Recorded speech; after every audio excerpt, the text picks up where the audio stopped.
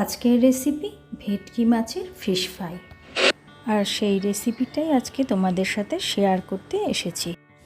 বাজারে সবসময় ভেটকি মাছের ফিলে পাওয়া যায় না, তাই জন্য কি আমরা ফিশ ফ্রাই খাবো না? আমি ভেটকি মাছের পিস দিয়েই তাই একটা দুর্দান্ত স্বাদের ফিশ ফ্রাইয়ের রেসিপি তৈরি করে নিয়েছি, যেটা খেতে হয়েছিল অসাধারণ। এখানে আমি গাদা পেটি মিলিয়ে মোট 6 পিস মতো ভেটকি মাছের টুকরো নিয়ে নিয়েছি। অর্ধেক পাতিলেবুর রস এই মাছের পিসগুলোর ওপর বেশ ভালো করে ছড়িয়ে দেব, আর মাছগুলোকে সুন্দরভাবে এই লেবুর রস দিয়ে মাখিয়ে নেব। পাতিলেবুর রস দিয়ে মাছগুলোকে মাখিয়ে নিলে ভেটকি মাছের যে একটা গন্ধ থাকে সেটাও চলে যাবে, আর একই সাথে মাছের পিস থেকে মাছগুলোকে কাটা থেকে সুন্দরভাবে বের করেও নিতে পারবো। এইভাবে মাখিয়ে আমি মিনিট 15 জন্য রেখে দেব, আর এই সময়ের মধ্যে তৈরি করে নেব এটাকে ম্যারিনেট করার জন্য যে যে উপকরণগুলো লাগবে সেগুলো নিয়ে নিয়েছি। বেশ অনেকটা পরিমাণে ফ্রেশ ধনেপাতা, আর নিয়ে নিয়েছি বেশ কয়েক টুকরো রসুন, কাঁচা লঙ্কা, 2টো কাঁচা লঙ্কা নিয়েছি, আর 1 ইঞ্চি মতো আদা। এই সমস্ত ইনগ্রিডিয়েন্টসগুলোকে আমি মিক্সিতে একসাথে পেস্ট করে নেব। আদাগুলোকে ছোট ছোট টুকরো করে নিলাম, আর কাঁচা লঙ্কা, ধনেপাতা সমস্ত কিছু ভালো করে কুচিয়ে নিয়ে নেব।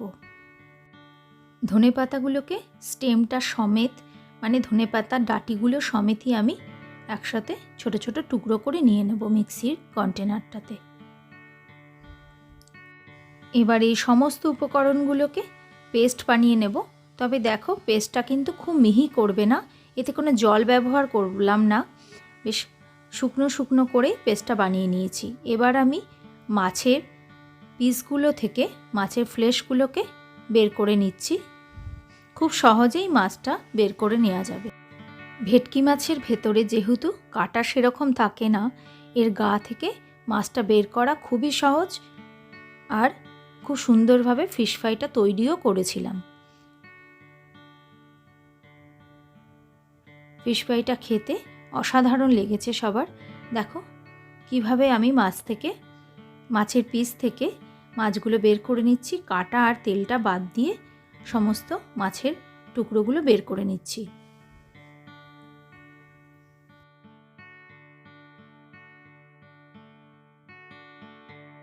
আর মাছের এই তেল কাটাগুলো ফেলে দেব না, এগুলো দিয়ে সুন্দর একটা চচ্চড়ি তৈরি করা যায়। এবার দেখো, বাকি মাছগুলো থেকেও একইভাবে এই ফ্লেশগুলো বের করে নিচ্ছি। সব কটা মাছ আমার ছাড়িয়ে নেওয়া হয়ে গেছে। এবার এই মাছের টুকরোগুলোকে একটু হাত দিয়ে ভালো করে চটকে নেব। আর এত নরম ভেটকি মাছ হয় যে হাত দিয়ে একটু ডললেই এটা সম্পূর্ণ ম্যাশ হয়ে যাবে। মাছটা ভালো করে চটকে নিয়েছি।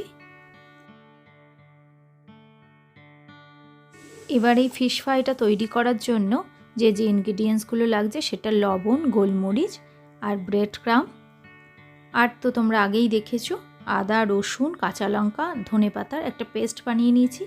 এবার সেই পেস্টটা 2 চামচ মতো আমি এই মাছের মধ্যে মিশিয়ে নেব।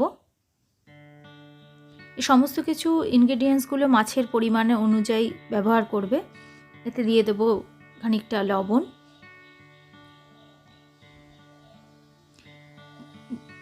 দেব গোলমরিচ গুঁড়ো, লবণটা প্রথমেই বেশি দেব না, কারণ ব্রেড ক্রামেও কিছু লবণ ব্যবহার করতে হবে। এবার এই মাছের সঙ্গে এই ইনগ্রিডিয়েন্টসগুলোকে ভালো করে মেখে নেব। এই মাছটা এতটাই সলিড যে মানে যখন আমি মাখছি এর থেকে কোনো জল বেরোবে না, দেখবে খুব সুন্দর আঠালোভাবে এর সঙ্গে এই সমস্ত উপকরণ মাখিয়ে নিতে পারবে।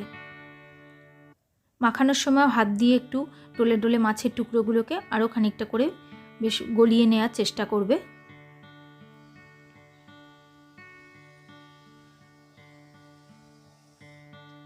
ভালো করে মাখিয়ে নিয়েছি পুরোটা। এবার যতগুলো মতো ফিশ ফ্রাই তৈরি করবে এই পুরো পরিমাণ মাছ মাখাটাকে বড় বড় দলা দলা করে ভাগ করে নেবে।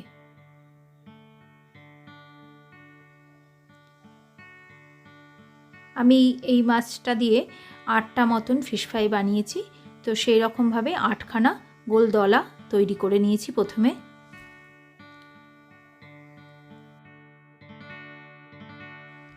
এবার আমি হাতটা ধুয়ে হাতটা পরিষ্কার করে শুকনো করে মুছে নেব। একটা প্লেটে ব্রেড ক্রাম্ব ছড়িয়ে নেব। এই ব্রেড ক্রাম্বটাতে প্রথমে আমি লবণ ব্যবহার করিনি। এবার হাতে সামান্য তেল মাখিয়ে নেব।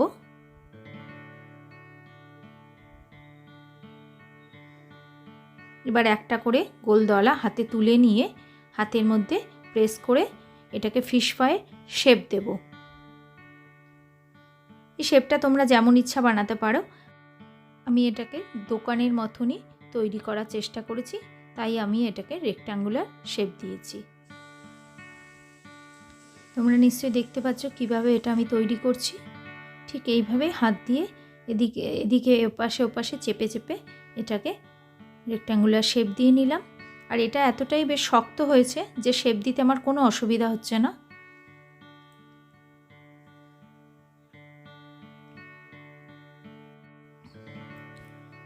এবার এই ফিশ ফ্রাইগুলোকে ব্রেড ক্রাম্বের মধ্যে দিয়ে চারিদিকে ব্রেড ক্রাম্ব দিয়ে বাইন্ড করে নেব। আর একই সঙ্গে শেপটা যাতে ঠিকঠাক থাকে সেভাবে এপাশে ওপাশে চেপে চেপে সব দিকে ব্রেড ক্রাম্বটা ভালো করে লাগিয়ে নিতে হবে। প্রথম প্রসেসে সবকটা ফিশ ফ্রাই তৈরি করে নিয়েছি। এবার দ্বিতীয় স্টেপটা শুরু করব। একটা বাটিতে ডিম ফাটিয়ে নিলাম। চেষ্টা করবে ফ্ল্যাট একটা বাটিতে এটা নিতে। এবার এই ডিমের মধ্যে খানিকটা লবণ আর গোলমরিচ মিশিয়ে নিয়েছি, সেটা দিয়ে দিলাম। আর প্লেটে আরও খানিকটা ব্রেড ক্রাম্ব নিয়ে নিলাম এবং সেই ব্রেড ক্রাম্বটার মধ্যেও লবণ আর গোলমরিচটা মিশিয়ে দেব। এবার ডিমটাকে একটা ফোর্ক দিয়ে ভালো করে ফেটিয়ে নেব।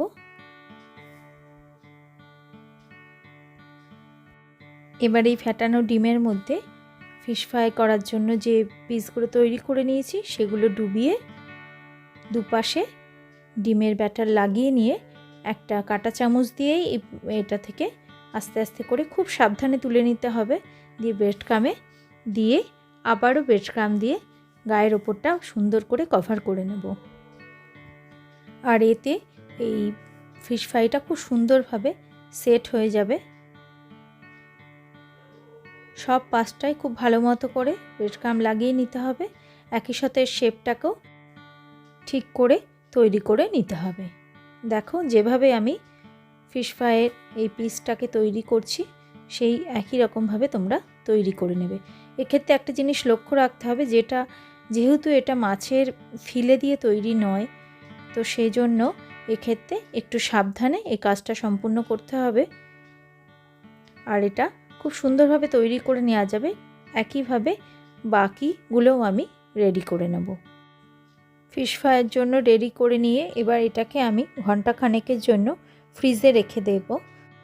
এইভাবে তৈরি করে কোনো এয়ারটাইট কন্টেনারে করে ফ্রিজে রেখে দিয়ে গেস্ট এলে যে কোনো সময় ভেজে দিতে পারো।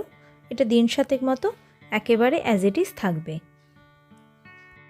1 ঘন্টা বাদে এটা আমি বের করে নিয়েছি ভেজে নেওয়ার জন্য। ফ্রাইং প্যানে তেল গরম করতে দিয়ে দিয়েছি। তেলটা খুব ভালো করে গরম করে নিতে হবে। গরম করে নিয়ে গ্যাসের ফ্লেমটা সামান্য কমিয়ে তেলটা একটু ঠান্ডা করে নেবে। এবার একে একে আমি এই ফিশ ফ্রাইয়ের পিসগুলো দিয়ে দিচ্ছি তেলের মধ্যে। দেখো যেহেতু এটা টুকরো টুকরো মাছ দিয়ে তৈরি করেছি সেজন্য একদম ভর্তি কড়াইয়ের তেলের মধ্যে ডুবিয়ে আমি ভাজছি না, তাতে ভেঙে যাওয়ার সম্ভাবনা থাকতে পারে। সেজন্য মোটামুটি অনেকটা পরিমাণ তেল দিয়েই আমি ফ্রাইং প্যানে ভেজে নিচ্ছি। খুব সাবধানে এক পাশ ভাজা হয়ে গেলে আর এক পাশ উল্টে দিলাম। এইভাবে এপাশ ওপাশ করে দুপাশটাই খুব সুন্দর করে মরমরে করে ভেজে নিতে হবে। এটা খুবই খাস্তা সুন্দর হবে খেতে। বাড়িয়ে নিয়ে ভাজা যাবে না, গ্যাসের ফ্লেমটা মিডিয়াম লোতে রেখে ভেজে নিতে হবে। ফিশ ফ্রাইগুলো ভাজা হয়ে গেছে, এবার আস্তে আস্তে করে আমি সবকটা তুলে নেব। দুর্দান্ত স্বাদের এই ফিশ ফ্রাই রেসিপিটা তোমাদের কেমন লাগলো অবশ্যই কমেন্ট বক্সে জানাবে, আর ভালো লাগলে একটা লাইক করে দিও। Thanks for watching.